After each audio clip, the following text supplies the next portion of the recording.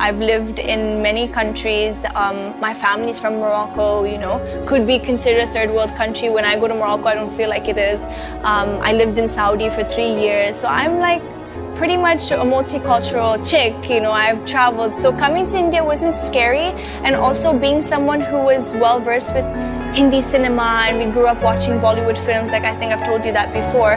So I wasn't going to have any cultural shock at all, that I knew. But I think what was something that I didn't expect was the struggle in the journey. That I didn't anticipate. My first ever job was as a retail sales associate in a mall which was right next to my high school. So I would finish my classes. Yeah, I was 16-ish. Yeah, I was 16. I had to work for many reasons. There was a lot of financial issues in my family, and I was supposed to be the one that would step up to the plate and kind of become a breadwinner as such. And I was working in a men's clothing store, so I was selling suits and I was putting outfits together. And after that, I did numerous of things. I waitressed in restaurants, I waitressed in bars, I waitressed in, you know, shawarma places. I did everything. I worked at telemarketing offices, selling lottery tickets, like cold calling people. Like, hi ma'am, do you want to buy this ticket? And 90% of the time they'd be like, you know. So worked on commission, worked at McDonald's once. I did everything. When I was a little bit younger, because I'm still young, I had regrets. But then as I grew up and became more mature and I experienced life, I realized it's the wrong way to look at life. You can't have regrets because everything happens for a reason.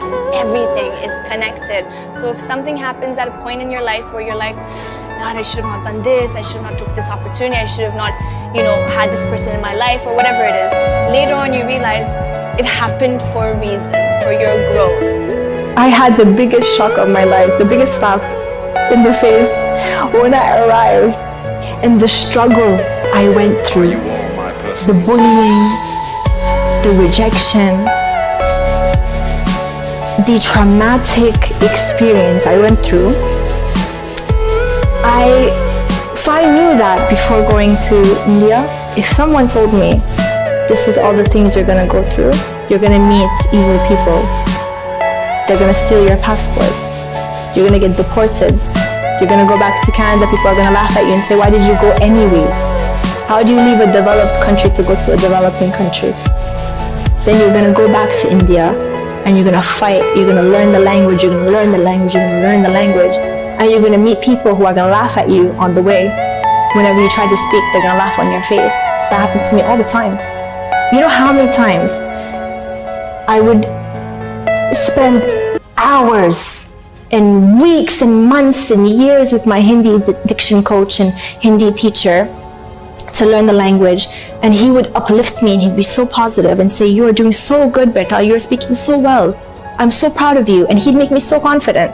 And I would go to a casting director or I'd go to an audition, and they would know I'm not Indian, and they would call me specifically and say, the lines are in Hindi, can you do it? I'd say, yeah, I'll try my best.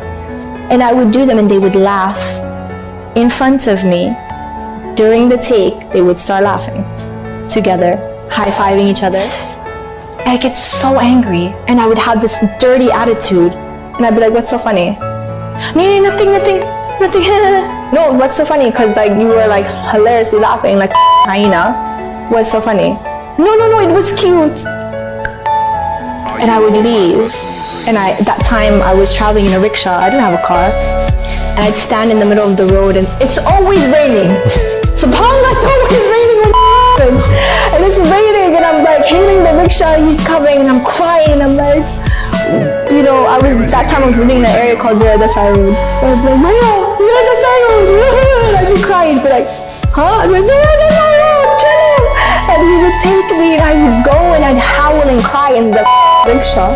And the rickshaw driver is like traumatized. He's driving, and he's like looking, and he doesn't know what to do. And I'm like, crying. And I pick up the phone, and I call my Hindi teacher. You said I was good. You said I was doing so good. And he'd be like, what happened? I'm like, they laughed at me. That's all I would say. They laughed at me. They laughed at me. And I would cry. And it happened so many times to me. It was so difficult because all you wanted to do was learn and be accepted. And you are learning and you are investing time and energy. And you want to be so positive. And you're getting the complete opposite back. And it feels like the minute a door is opening, it's closing in your face. It's like they're opening it. They're like, hey, like, it's open, come. And you're rushing towards it and they go right in your face. And that's what I went through for 5 years. Constantly. If it wasn't the language, it was the fact that I'm not Indian, and that would make me so angry because I'd be like, no, but listen, like, I'm North African, I'm Arab. Like, our cultures are very similar, and I'd want to make them understand that we are so similar. Like, don't focus on our differences, focus on our similarities. And nobody cared. You know what I mean? They're like, no, you're a foreigner, you're not from here. I was auditioning with Indian girls. I would audition with other South Asian girls.